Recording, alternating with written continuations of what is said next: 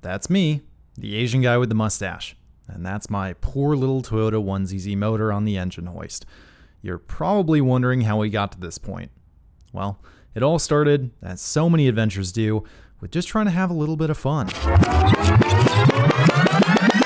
We're at the racetrack. Figured it out. The chassis is not twisted. It was just a control arm that was kind of loose. So we're here. Devin's gonna be wheeling it. I'm gonna be wheeling it. Oh, buddy, it's seat time. My buddy Devin and I were co-driving the MR2 for a track day at VIR, just to have fun and get some seat time.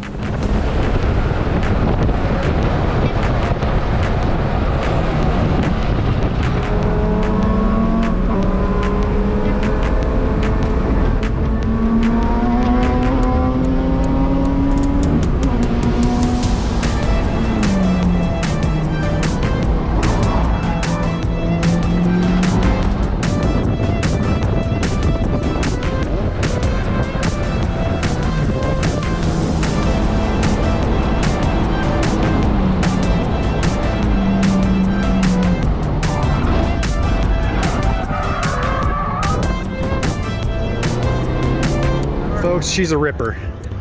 Absolute monstrosity. She's so good today. Fixing that toe issue. Sweet spot. Devin, how is she? Yeah, she's great. She's great? She's a peach. What kind of time are you gonna do this session? Oh, I think a 224. So I just took it out for 9 laps, 9 consecutive hot laps. Oh my gosh, what a beast. What a beast of a car. I got exhausted.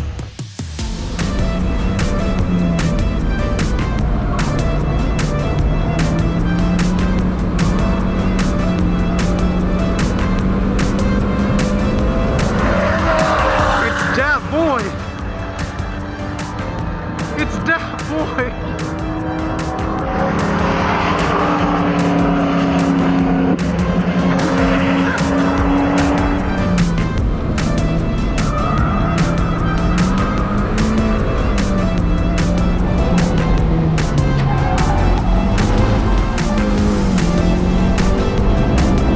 Things were going great, right up until they weren't.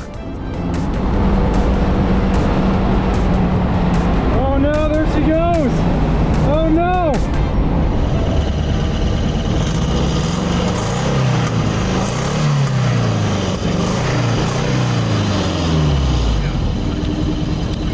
Well, I've been trying to diagnose stuff. It seems to be something related to cylinder 2. It's not firing or something, I don't know. In order to diagnose it further, we're gonna have to take it back to the garage. At this point, we're checking to see if we're getting signal and stuff to the injector. If I'm honest, deep down, I'm hoping it's blown. Now, don't get me wrong, I had an absolute blast today, just ripping it with the 1ZZ, but I would like to break 110 miles per hour on the back straight. So yeah, we'll check things out back at home, and if it's blown, it's engine swap time. All right, so we're back in the shop with David. We're using his compression gauge, testing cylinder number 1. Go ahead. All right. Almost 200. That's pretty hot. Okay, cylinder number 2. Clutch is in this time. Clutch is in. Oh no, David. What's it at then? No, it's it's still where we left it. It's at 0. So, compression check. 200.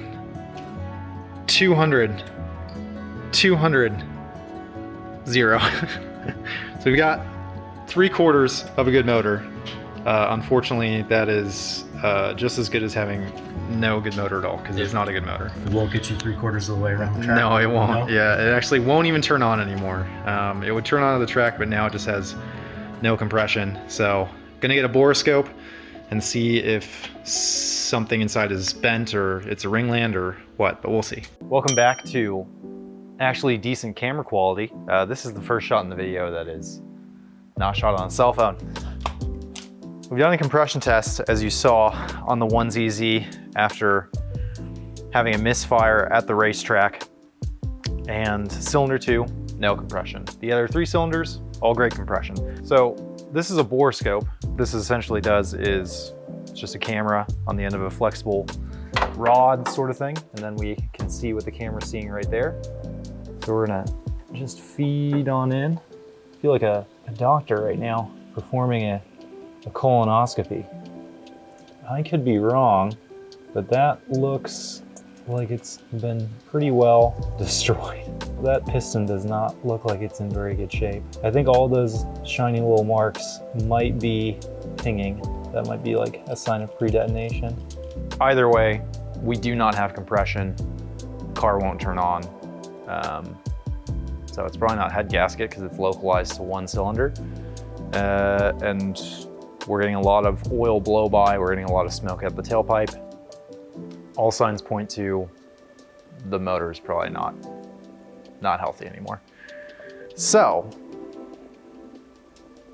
time for an engine swap. Welcome to my personal garage. We are gonna pull the engine out of the MR2 because there's no compression. So we're gonna check and see why that is. Gonna do a little bit of a tear down. My money's on probably like a fried piston ring or something like that. Very fast and furious. Obviously we're not at the shop. This is my personal garage, so we don't have lifts. We're gonna do this old school. I got a jack over there, got a little crawler that I can come in and out of underneath the car with, and then we've got an engine hoist over there. So yeah, let's get dirty. Went to advance before started working on anything because obviously we're gonna need jack stands to hold the car up.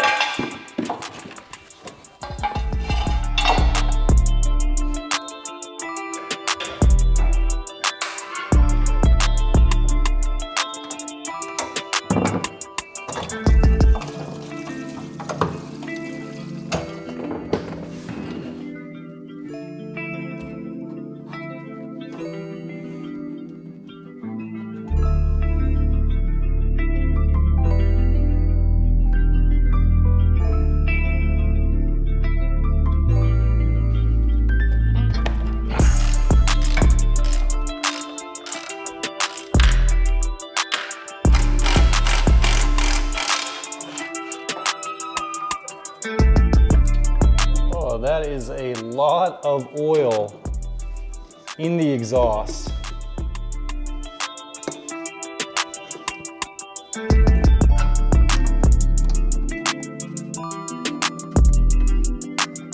These have got to be, I think, 2 of the most oil-soaked oxygen sensors I've ever seen. So things are getting more and more ominous as to what transpired inside that engine.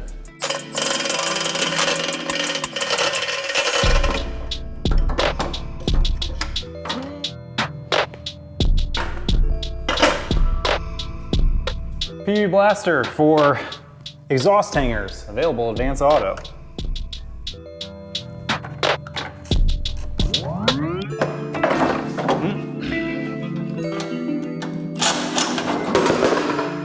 Nailed it.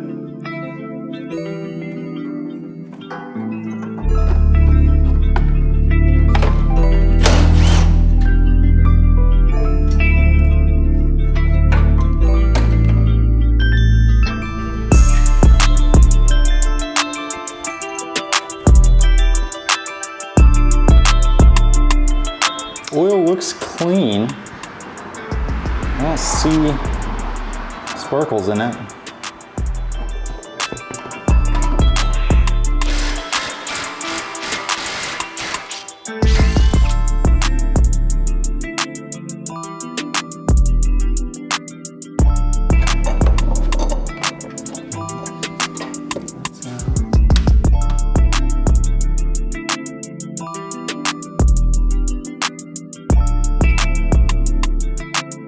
If you've been keeping track of the different pairs of shorts I've been changing into, I believe this is day 3 or 4 of the MR2 engine build. I've lost count, but I've got a couple new tools to help me make sure that the engine comes out today, because I am sick of looking at this thing. We've got some big 12-ton jacks, some truck jacks that we have set the car on to get it a little bit higher like an extra foot off the ground or so. I borrowed them from Ben, and then I've also got a little hydraulic lifting table that we're gonna use to lower the engine out in a nice controlled manner. Should be out today, fingers crossed. I think we got most of everything disconnected yesterday with David, and I think now it is mostly just finagling it out.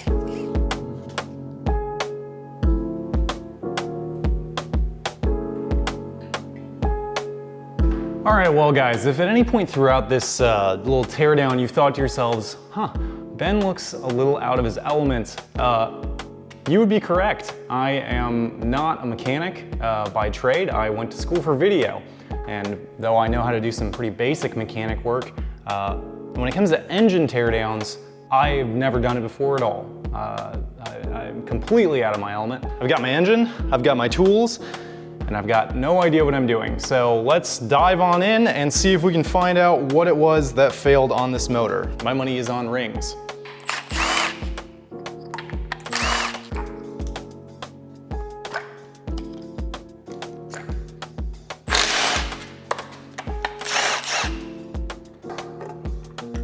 I'm not seeing anything exceptionally noteworthy up top. The motor doesn't look super clean necessarily. It doesn't look like somebody took super good care of it over the course of its life, but I don't see anything that jumps out as disastrous. The cams look fine. I don't see a ton of scoring.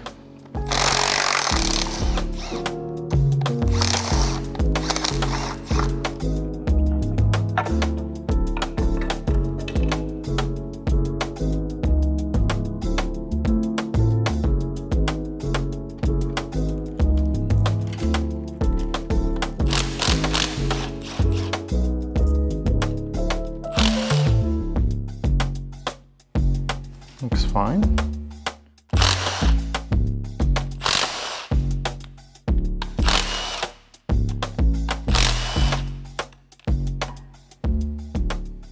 Okay, so I'm gonna put the head on hold for a little bit because I don't have what I need to remove the head studs. I need a number 10 Allen socket, and I don't have that.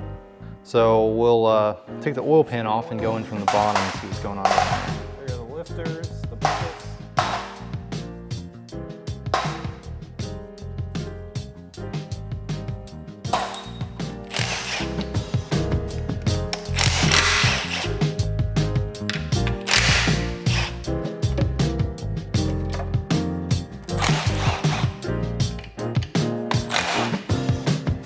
So we're here at Advance Auto because I didn't have the socket keys that I needed to take out those head studs, and what do you know, they have them right here. They had them in stock, 12-point head stud keys, so this is perfect. This is exactly what we needed, and we're good to go.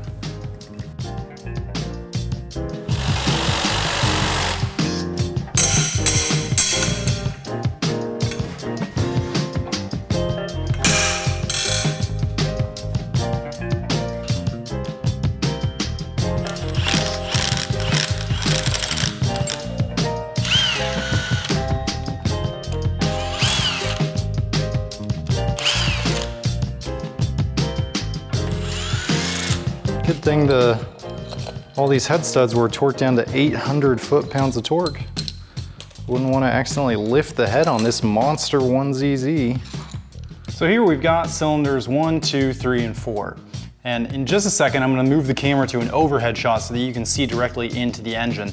And I want you to take specifically a good look at cylinder number 2, this one right here that didn't have any compression.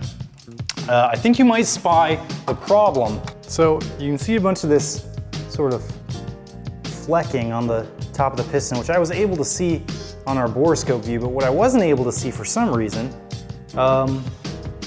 were these chunks down here, just down right there. Just some little chunks of what appears to be a ring, if I'm not mistaken. Oh, yeah. Oh, yeah. That'll do it. That'll do it, huh? Wow, I had no idea it was that severe.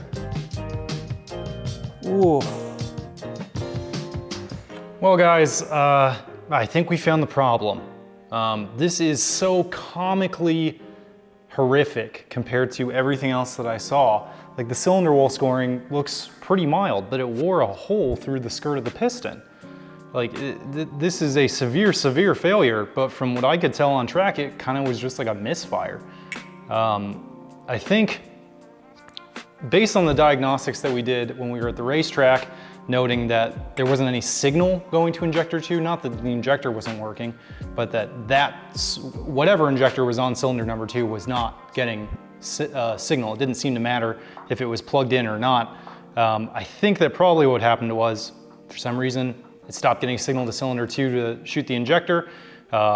Got extremely lean, got a bunch of pre-detonation, which is what all this chipping is up on top, potentially.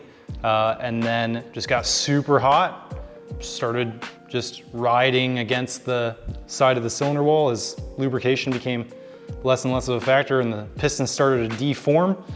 And yeah, obviously eventually lost compression, started shooting a bunch of oil up, out, into the exhaust, et cetera, et cetera. And that was when I started getting all that smoke. But yeah, I mean, the piston's not seized on the rod, which is, you know, somewhat surprising. Like, for how much heat this was probably enduring and still being able to run. Like, it ran a decent amount, revved up a bunch like this. So yeah, wow, Toyota. Even when your engines fail, they're reliable. I guess this seals it. We're not using the 1ZZ anymore. Thank you guys for watching. This was extremely enjoyable for me. And in the next video, I'm going to reveal what my plans are for the MR2, what engine is going to be replacing the rather impotent 1ZZ. And I think we might also package it with an S2000 video. And just, I want to talk about my plans for both of these cars because I feel like they're kind of the twins right now that I want to turn into very nice cars. So yeah, next video, give me, I know it's a long time, give me a month. And I will try and make a video where I have engines for both cars, and I'll talk about exactly what my plans are for each of them because they're going to be really different.